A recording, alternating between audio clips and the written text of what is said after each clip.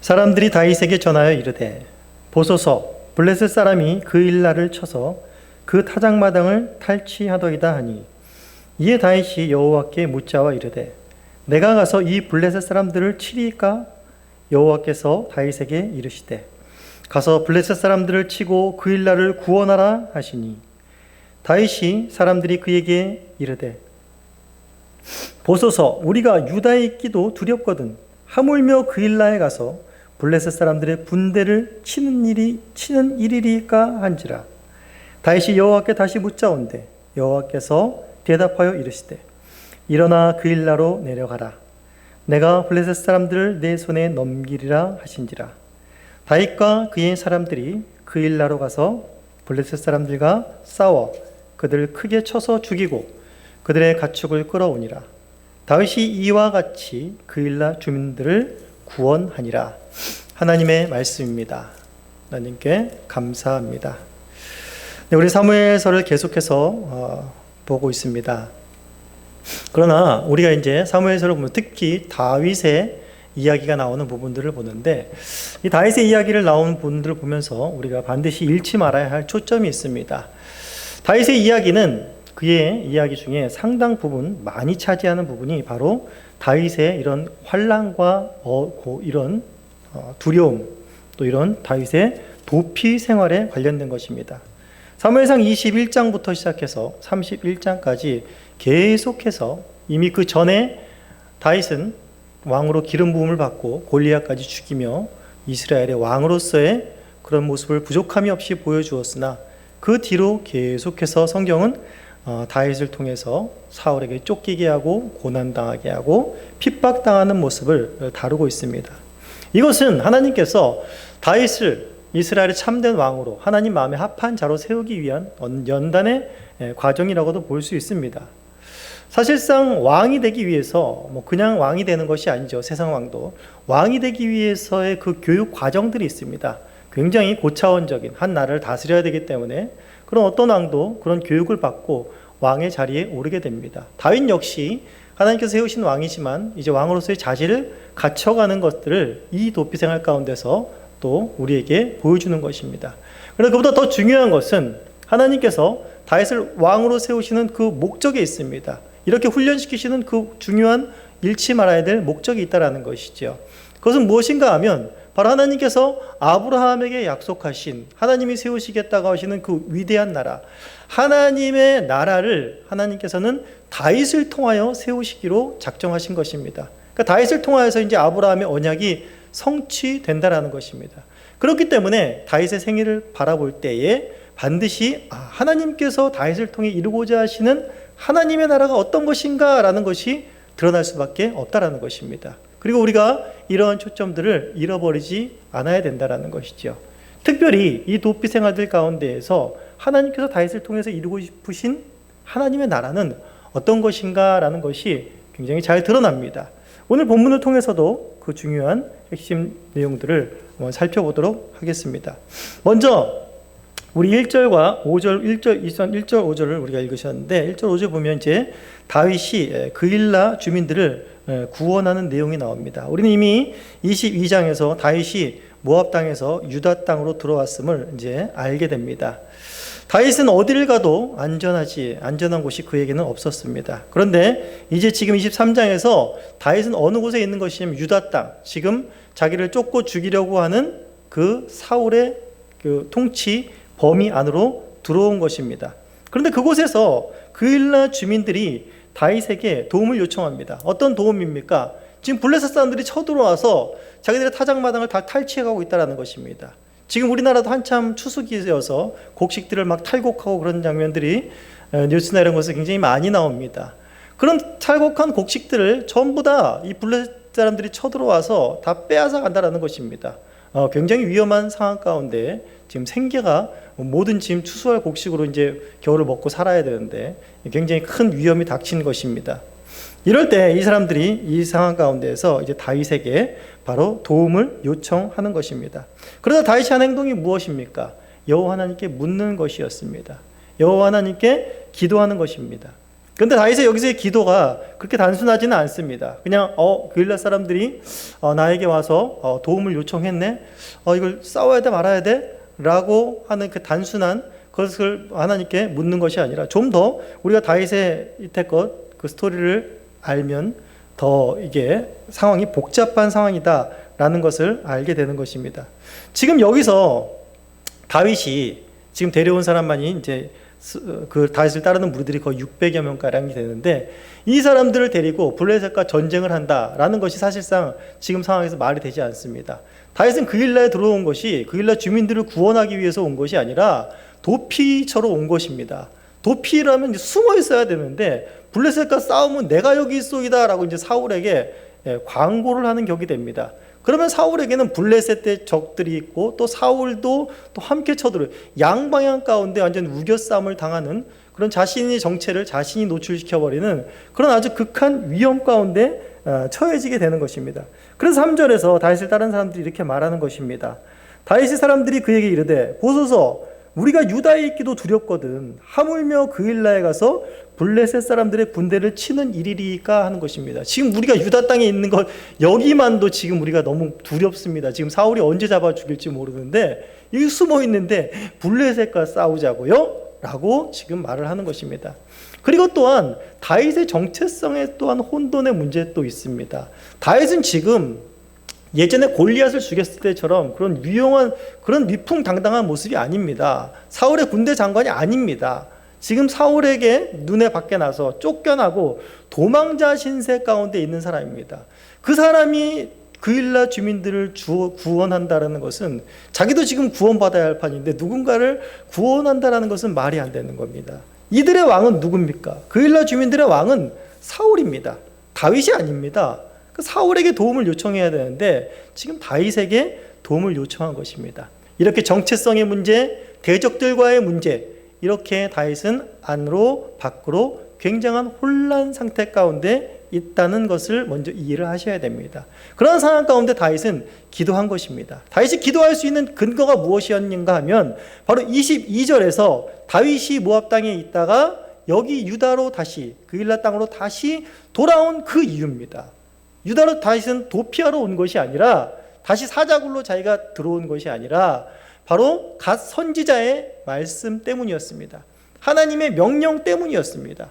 하나님께서 그리로 가라 하셨기 때문에 다윗은 이곳으로 온 것이었다라는 것입니다. 그렇기 때문에 하나님의 인도하심이 여기 있습니까? 라는 이런 기도이고 이런 질문이기도 한 것이라는 것이죠.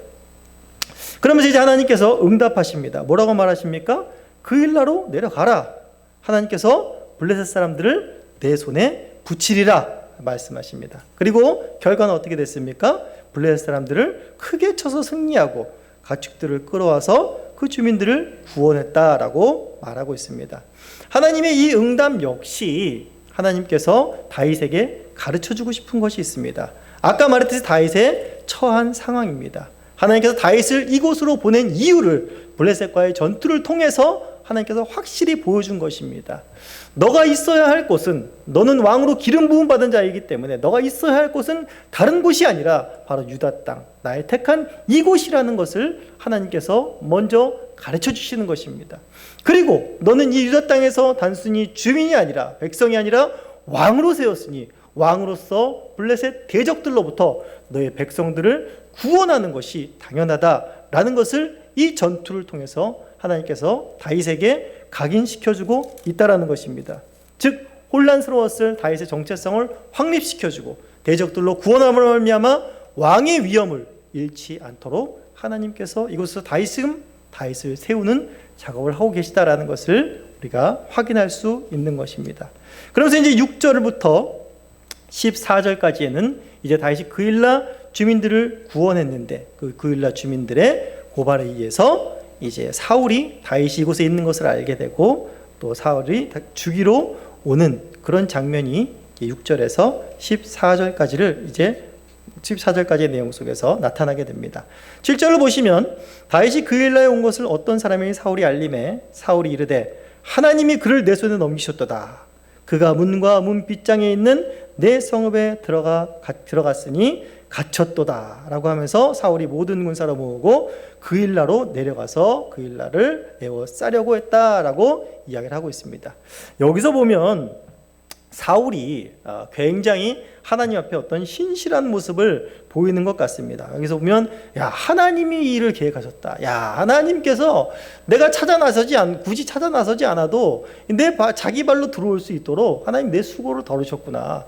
하나님이 함께 하신다 라고 말합니다. 그리고 이제 21절에 보셔도 이제 10 사람들이 10 성읍이라는 곳에 사는 사람들이 이제 또 다윗을 고발하는 장면이 나오는데 21절에서도 사울이 말합니다. 너희가 나를 긍휼히 여겼으니 여호와께 복 받기를 원하노라 라고 하면서 굉장히 자기가 하나님과 함께하는 사람이고 신앙이 두터운 사람인 것 같은 모습을 보여줍니다. 그러나 우리가 이때껏 사울의 생애를 살펴봤지만 사울은 결코 이렇게 신앙이 있는 사람이 아니라는 것을 우리가 잘 알고 있습니다. 사울은 굉장한 전략가고 굉장히 머리가 빠르게 돌아가고 상황 판단이 빠른 사람이라는 것을 우리는 이미 계속해서 확인해 왔습니다. 그가 왕권을 유지하기 위해서, 현재 어려움을 탈피하기 위해서 사울은 모든 것을 다 갖다 쓰는 자입니다. 그렇기 때문에 자신이 주인이고 다른 것은 모든 것은 도구일 뿐입니다. 수단일 뿐입니다. 하나님 역시 마찬가지로 자신의 왕권을 유지하고 또 자신의 안녕을 취하는 데 있어서 도구와 수단에 지나지 않는 것입니다.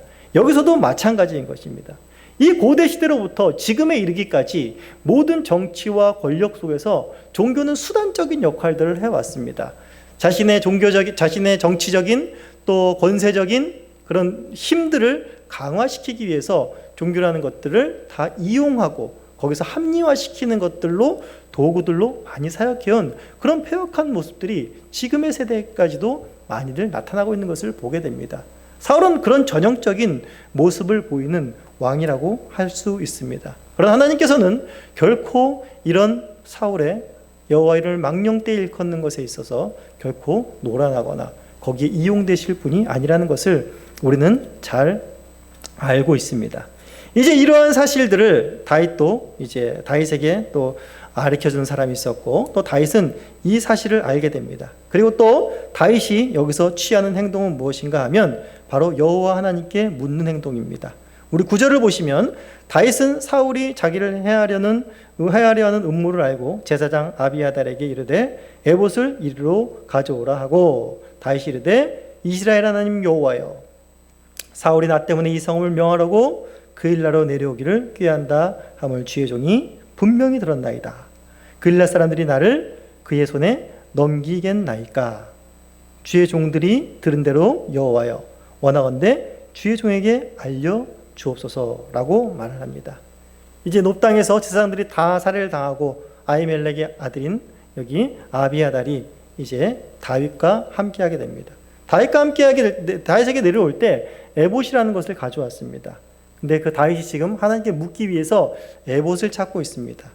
이 에봇은 출애굽기 28장에 보면 이제 하나님께서 제사장의 옷을 지으라는 명령이 나옵니다. 그것이 바로 에봇인데 이 에봇에는 조끼처럼 이제 만드는 것이 있는데 거기에 이제 판결 흉패라는 것을 이제 만듭니다. 가슴 앞에 다는 판결 흉패라는 것을 만드는데 그 안에는 우림과 둠밈이라는 것이 있어서 여호와의 뜻을 묻는 데 사용했다라고 합니다. 그렇기 때문에 바로 이 에봇을 가져오라라고 말하는 것은 여호와 하나님께서 하나님이 정하신 대로 그 뜻을 묻기 위한 다윗의 의도였다라는 것이죠. 이제 이것을 사용하는 것이 민수기 27장 21절에 나오고 있습니다. 그러면서 이제 다윗이 이제 그 사울이 자신에게 들어오는 것, 지금 쳐들어오는 것 역시 하나님께 블레셋 침공 때도 하나님께 물었지만 사울의 침공에 대비해서도 여호와 하나님께 묻고 있습니다. 다윗이 묻는 것 두 가지입니다. 아까 우리 본문에서 읽었듯이 뭐지요? 사울이 정말 나를 죽이러 온다는 것이, 나를 취하러 온다는 것이 맞습니까? 내가 들은 것이 분명합니까? 라는 질문이었고, 또 하나는 내가 여기서 분명히 사울이 이 그일라 성읍을 에워싸고 나를 넘기라고 할 텐데 그일라 주민들이 나를 넘기겠습니까? 라는 두 가지의 질문이었습니다. 여기에 대한 두 가지 질문에 대해서 하나님의 응답은 어떻습니까?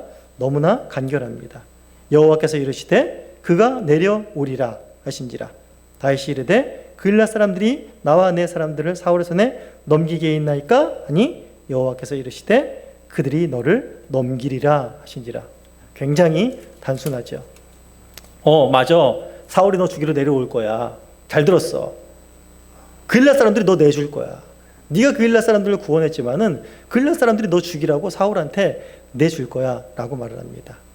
여러분 같으면 어떤 심정이겠습니까?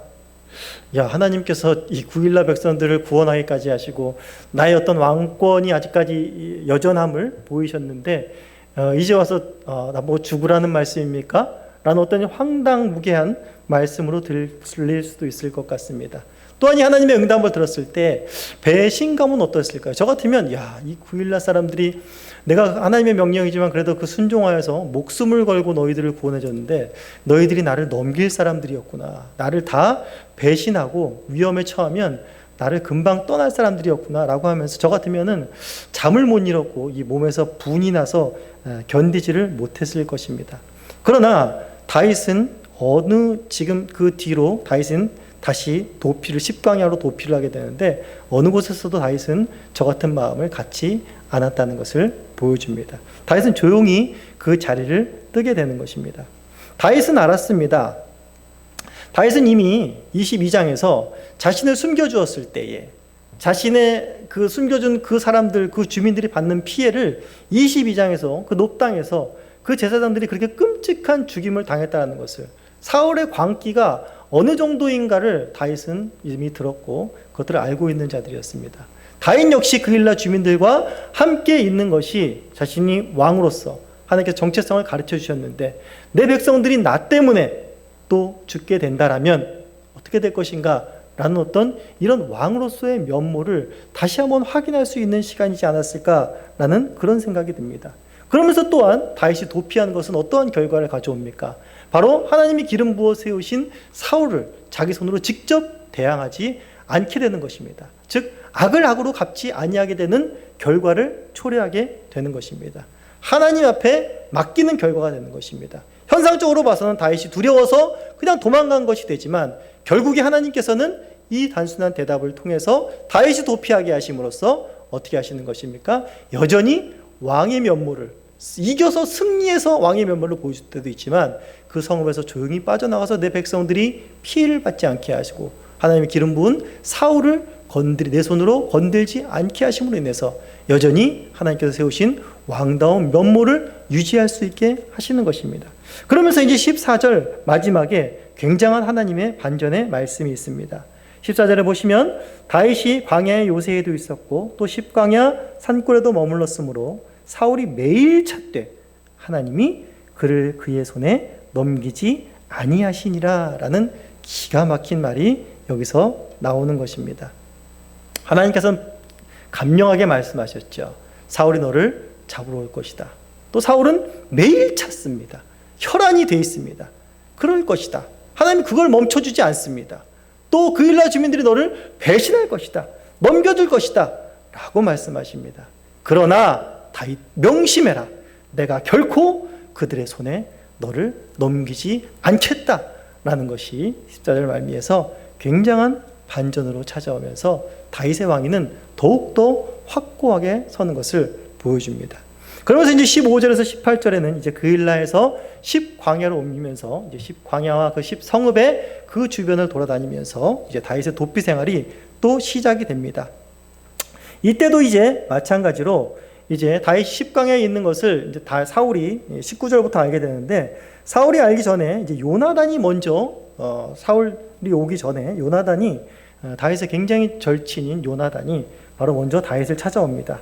어떻게 알게 된지는 경로는 잘 모르겠습니다. 다윗이 사울에게 귀에 먼저 들어갔는데 그것을 먼저 듣고 요나단이 선수를 쳐서 재빠르게 다윗에게 찾아온 것인지는 분명하지 않지만 어쨌든 그 소식을 알고 요나단은 다윗에게로 오게 됩니다. 사실상 이 요나단과 다윗의 만나는 이 장면이 사실상 요나단과 다윗이 만나는 마지막 장면입니다.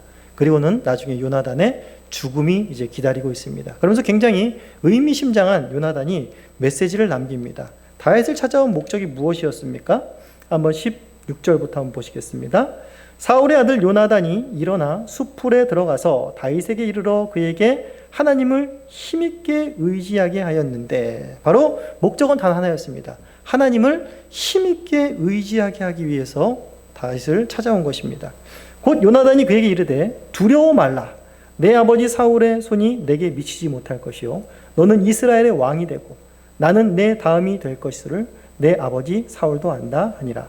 두 사람이 여호와 앞에 언약하고 다윗은 수풀에 머물고 요나단은 자기 집으로 돌아가니라 라고 말하고 있습니다.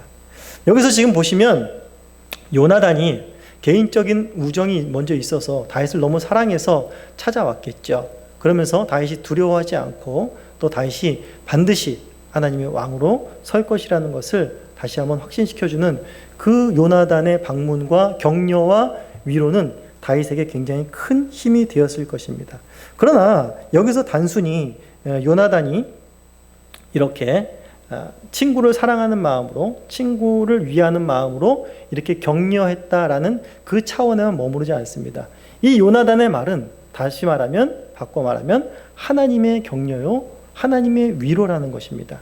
사실상 우리가 이 부분 16절에 있는 이 부분의 말씀을 좀 더 원문에 가깝게 해석을 해보면, 지금 여기는 다윗에게 이르러 그에게 하나님을 힘있게 의지하게 하였다라고 나와 있는데, 이것을 다시 한번 원문에 더 가깝게 표현을 하면 다윗의 손을, 그러니까 요나단이 다윗의 손을 하나님 안에서 하나님으로 말미암아 강하게 하였다라는 말입니다. 즉 요나단의 어떤 개인적인 감정과 개인적인 사랑이 물론 포함되어 있지만 그 이상으로 이것은 무엇인가 하면 하나님 안에서 하나님을 말미암음으로 말하게 된 것이라는 것이죠.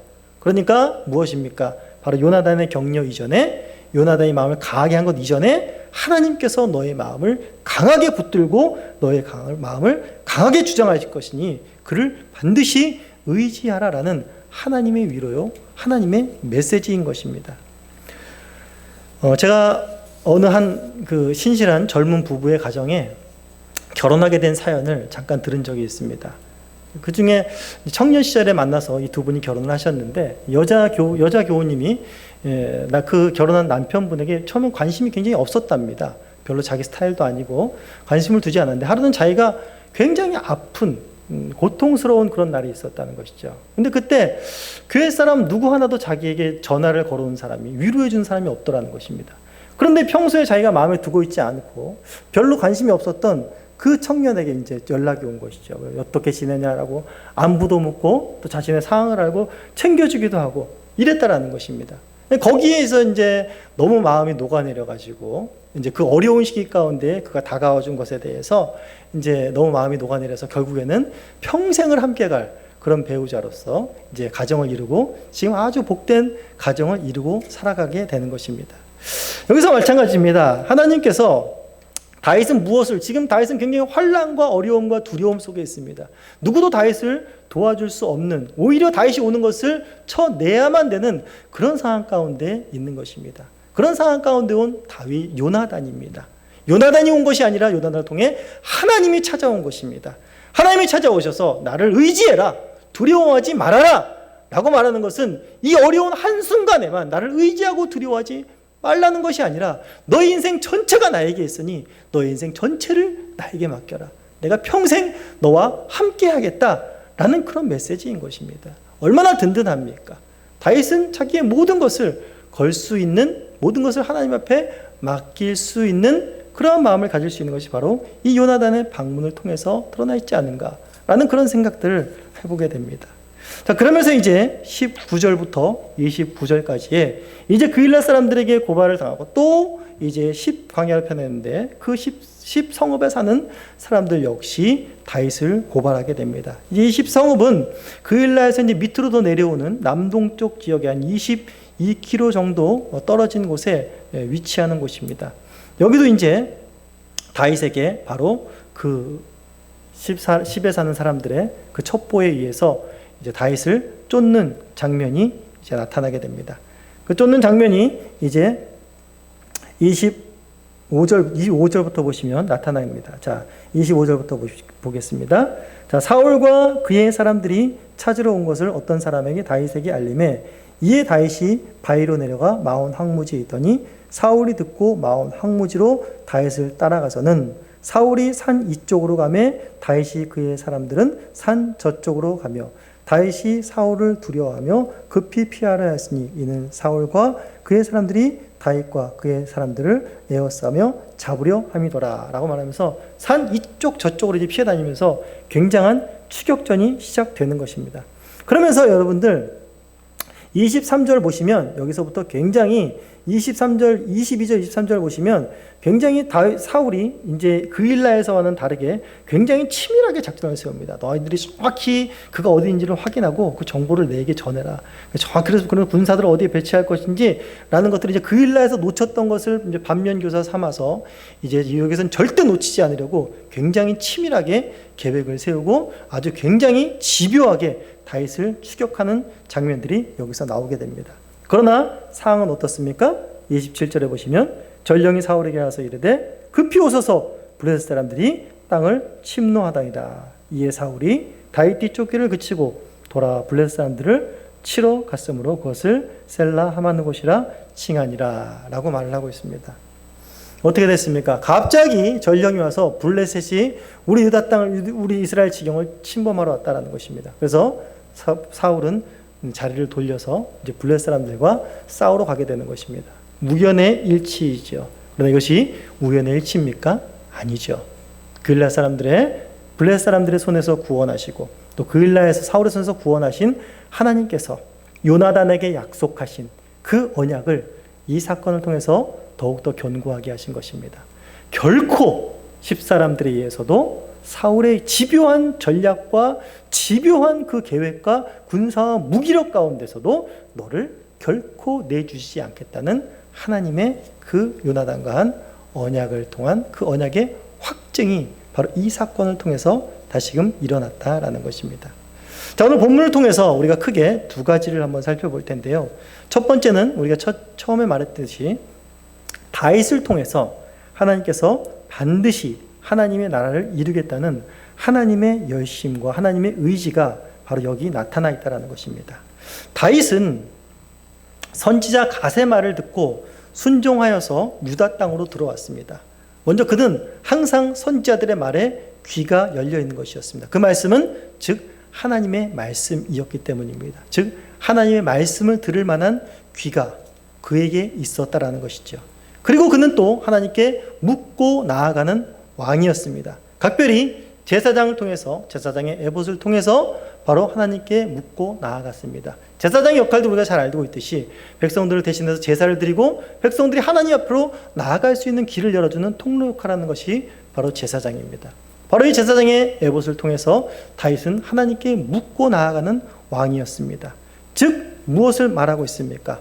하나님께서는 이 다윗의 통치가 바로 제사장과 선지자와 왕의 협력을 인해서 바로 세워지는 나라라고 말하고 있는 것입니다.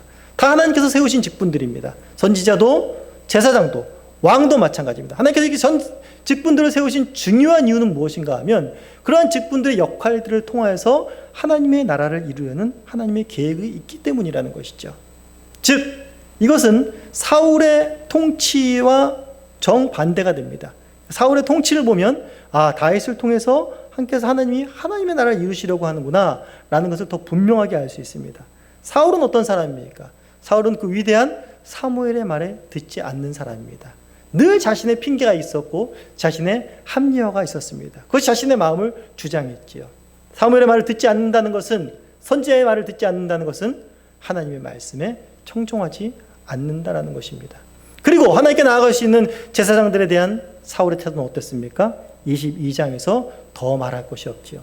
제사장들을 언제든지 죽여버릴 수 있는, 하나님께 나아가는 것이 아니라 나아가지 않는 것뿐만이 아니라 하나님을 대적하는 악한 세력이라는 것을 분명하게 22장을 통해서 보여주고 있습니다. 그런 왕이 다스리는 나라는 어떤 나라입니까? 결코 하나님의 나라가 될 수 없고 악한 세상의 나라의 원형을 보여주는 것이죠. 다윗의 사울의 통치와 비교하여서 바로 다윗이 다스리는 하나님의 나라는 바로 더 분명해지는 것입니다. 다윗의 이러한 행보와 이런 하나님의 섭리 가운데는 하나님의 나라가 나타나고 있다는 사실을 여기서 보여주고 있는 것입니다. 이처럼 하나님께서 다윗을 왕으로 세우기를 포기하지 않으시고 그를 계속 건져내시는 이유는 다윗을 통해 내가 반드시 하나님의 나라를 이루겠다라는 것입니다. 또 이것은 다윗을 통한 통치에만 지나지 않는 것이 아니라 다윗의 자손으로 오실 예수 그리스도, 나는 반드시 예수 그리스도를 통해서 하나님의 나라를 이루겠다라는 하나님의 의지와 하나님의 열심까지를 내다보게 하는 역할들을 하고 있습니다. 예수님 역시 이 땅 가운데 오셔서 세 가지 직분을 취하셨습니다. 선지자의 직분과 제사장의 직분과 왕의 직분을 가지셨습니다. 그 세 직분을 가지신 이유는 그 직분을 통해서 이스라엘 백성들을 통치하셨습니다. 그 이스라엘 백성들의 한 통치를 통해서 나타난 것이 바로 하나님의 나라인 것입니다. 바로 우리 역시, 오늘날 이 시대를 사는 우리 역시 다윗의 자손인 예수 그리스도를 통해서 그의 십자가와 부활을 통해서 자신을 배신하고 외면한 자들까지도 구원해내신 그 은혜 가운데 우리가 있다라는 사실을 우리는 결코 잊어서는 안 됩니다. 그의 몸된 교회를 세우시고 교회를 통해 하나님 나라를 이루셨습니다. 우리가 바로 이 자리에서 지금 예배하는 이 시간, 이곳이 바로 그리스도께서 세우신 하나님의 나라인 것입니다. 우리는 이 시간에 무엇을 사모하고 무엇을 바라봐야겠습니까? 바로 다시 오실 그리스도를 바라보며 극치의 하나님을 나라를 소망하는 것이 바로 이 시간에 우리가 가장 소망하고 간절히 바라는 것들이 되어야겠습니다. 둘째로 또한 다윗을 통해 임할 하나님의 나라와 사울의 통치를 따르는 자들의 두 가지 부류의 사람들의 형태가 나타납니다. 첫 번째는 사울을 따르는 자들이었습니다. 첫 번째 그일라 주민들은 어땠습니까? 다윗에게 도움을 받았고 다윗으로 인해서 하나님의 능력으로 구원을 받은 자들이었지만 다윗과 함께 있으면 자신들이 망할 것을 뻔히 눈에 보이는 자들이었습니다. 십강에 있는 사람들도 마찬가지인 것입니다. 여전히 현실은 눈에 보이는 것은 사울의 기세등등함이었습니다. 사울이 여전히 왕좌에 앉아 있습니다. 사울이 여전히 다윗보다는 힘이 있어 보입니다. 그렇기 때문에 이들이 쫓은 것은 바로 눈에 보이지 아니하시는 하나님, 그 하나님이 보호하시는 다윗이 아니라 눈에 보이는 사울, 거기를 쫓았다라는 것입니다. 즉 세상 나라를 쫓는 자들이었다라는 것을 사울을 따르는 자들을 통해서, 고발한 자들을 통해서 잘 보여주고 있습니다. 또한 그럼에도 불구하고 다윗을 따르는 600여 명의 가량의 사람들이 있었습니다. 다윗을 따르면 어떻습니까? 계속해서 다윗과 함께 동고동락하는 것입니다. 계속 이동하고 쫓아다녀야 되고 생명의 위협을 받아야 되는 것이 바로 다윗을 따르는 자들이었습니다. 우리 22장에서 이미 살펴보았지만은 다윗을 따르는 자들이 어떤 자들이었습니까? 환난당한 모든 자들, 빚진 모든 자들, 애통한 모든 자들이었습니다. 이들은 눈에 보이는 것은 늘 두렵고 불안한 요소들, 제대로 쉴 수 없는 불편한 공간들밖에는 없었습니다. 그러나 이들은 그러한 광야 속에서 바로 다윗을 통해 이루실 하나님의 나라를 함께 경험하고 함께 목도한 자들입니다.